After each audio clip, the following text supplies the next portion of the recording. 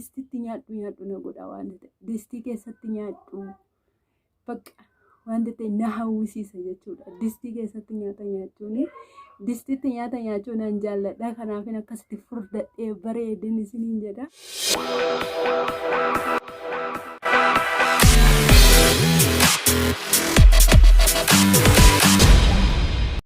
Hayi hordoftoota kiyyaa jirra jirtu nagaa keessanii nageenyi waaqayyoo ala bakka jirtanitti isiniif haa baay'atu. Akkam jirtu nagaadhaa jiruuf jireenyi hundu bareeda. Ani jira nagaa kooti. Akkami isin jirtu miti jiruuf jireenya akkamii hojii maadaama akka warra biyya keessaa biyya abbaan hordoftoota koo warra biyya keessaa biyya ala teessanii na hordoftan akkam jirtu nagaa keessanii. Warroonni chaanala kanaaf haaraa taatan subscribe godhaa. Warrummaa maatii turtan like share gochuu hin dagatina. Nu jajjabeessuun aadaa keessan haa ta'uun isiniin jedha. Har'a maalan isin qabadhee dhufe distii jechuudha. Mucayyoon tokko tiktok irratti nanawwee na hawwisiisaa Mansuur Jamaalitti qabaa na heerumsiisaa jette miti. Uummanni Mansuur Jamaalitti heerumuu hawwa, ani immoo distitti nyaachuun hawwa jechuudhaan. Innaa har'a maalidha seetanii distitti nyaadhu na godha waan ta'e distii keessatti nyaadhu bakka waan ta'e na hawwisiisa jechuudha. Distii keessatti nyaata nyaachuun distitti nyaata nyaachuun nan jaalladha. Kanaaf akkasitti furdadhee bareedin isiniin jedha. Akka kootti filannoon keessan distitti nyaachuu haa ta'u. Maaliif akka ta'e hin beeku dhugaa dubbachuudhaaf. Dhuguma namni tokko waa tokko dharraamti. Ani immoo distumatti nyaachuu na dharraasise. Distumatti nyaadha jedhee tanan dhufe har'a jechuudha. Distitti nyaachuun dasnaa'edha. Halkan muluu ciisee tanan distitti maafan hin nyaadhu nyaata. Keessi koo bakka distitti nyaadhu godhee dhugaa dubbachuudha. Na hawwisiisaa ture jechuudha. Nanawwee na hawwisiisaa. Distitti nyaachuutu na hawwisiisaa jettee mucayyoon Mansuuritti na heerumsiisaa yoo ta'uu baate ofan ajjeesaa jette. Ani immoo distii kanatti nyaattu maleeyyuu dharraan keessarraa hin bahu nan jedha wanti ta'e keessa kooti. Sinis immoo shakkaa maal akka ta'e jechuudha. Kanaafuu har'a bakka distitti nyaadhu na godhee jennaanan distitti nyaachuudhaaf dhufee yaa waaqayyo gooftaa dhiiga foonitti nuuf dabalii obboloota keenya warra dhabaniifis kenni. Kana nyaanni nama ulfina keetiif dhaabbatu nu godhi. Galanni ulfinni siif haa ta'u. Kana nyaanni jettee immoo isa boruu keenya nuun dhoowwatiin ulfaadhu waaqayyo waan kana nuuf kenniteef ameen jennee nyaanna jechuudha. Innaa waa kunoo ilaala. Nyaatatu jira as keessa. Bakka maal godhu distitti nyaadhu na godha waan ta'e. Jumaana maali eelsu maaliif distii baattee dhuftee jettan immoo natti hin faradina. Oma gochuu hin danda'u. Gaafa bira geessan siniif gala waan ta'e distitti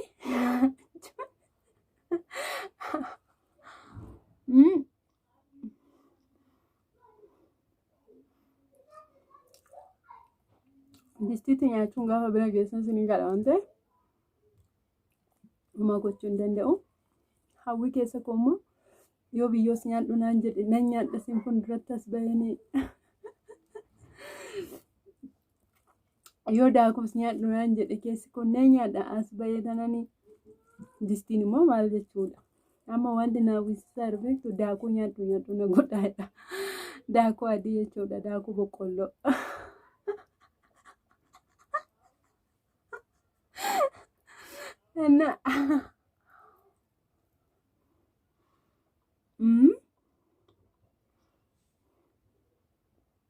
Amma gochuu hin danda'u natti hin faradina. Dhugaa baay'ee ganama iddan ka'ee halkan na jammare halkan qixxee jechuudha. Dhugaa dubbachuuf distii keessatti nyaata nyaadhu na godha waan ta'e achumaanan distiitti nyaachuu dhufe. Maafan distiitti nyaadhu isa keessi akkana na godhu kan immoo maafan isaanitti hordoftoota kottiin agarsiisu waan akkasii sin jiraa yoo edaa jedhee baay'ee na ajaa'iba jechuudha. Kanaaf distitti nyaachuu dhufe.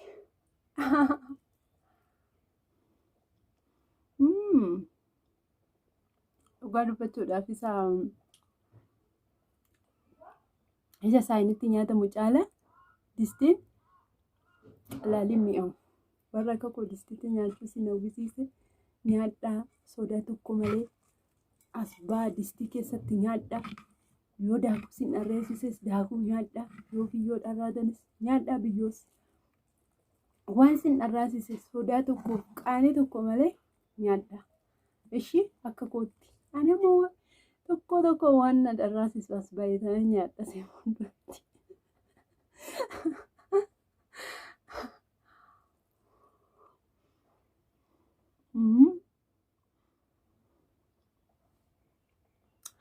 Dhumaa gochuu hin danda'amu. Dhugaa dubbachuudhaaf baay'ee tokko mi'aa. Ani edaa dur namni yeroo waa ta'e hawwu maali dhuguma kun akkas nama dharraasisaayyuu akkas nama dharraasisaayyuu jedha. Edaa yeroon bira ga'ee argu dhuguma nama dharraasisa jechuudha. Kunoo distitti nyaachuun jira.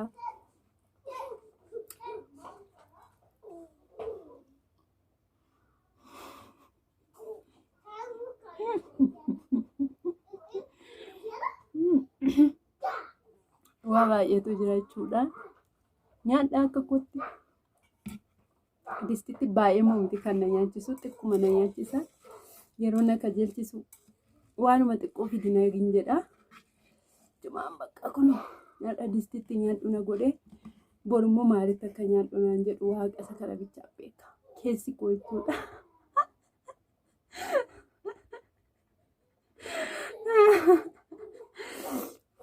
Har'a distitti kan na nyaachise borummoo maalitti akka na nyaachisuudhaaf jiru hin beeku jechuudha. Waaqatu beeka. Ajaa'iba kun mitiire inni distitti nama nyaachisu.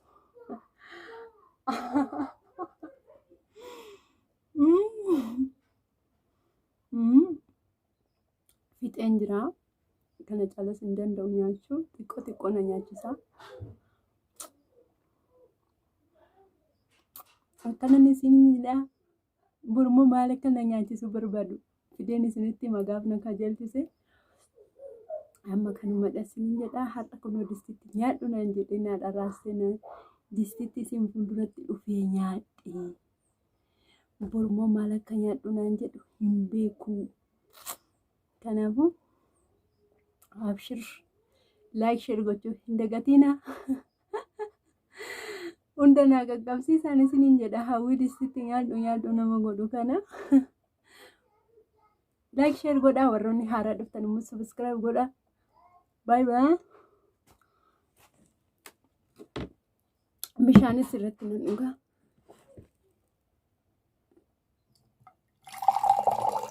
Ijarra naan bisaa immoo. Eshi.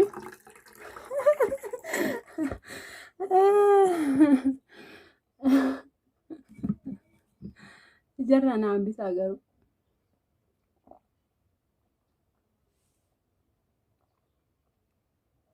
Yoo sin dharraasise akka kottas baa nyaadha.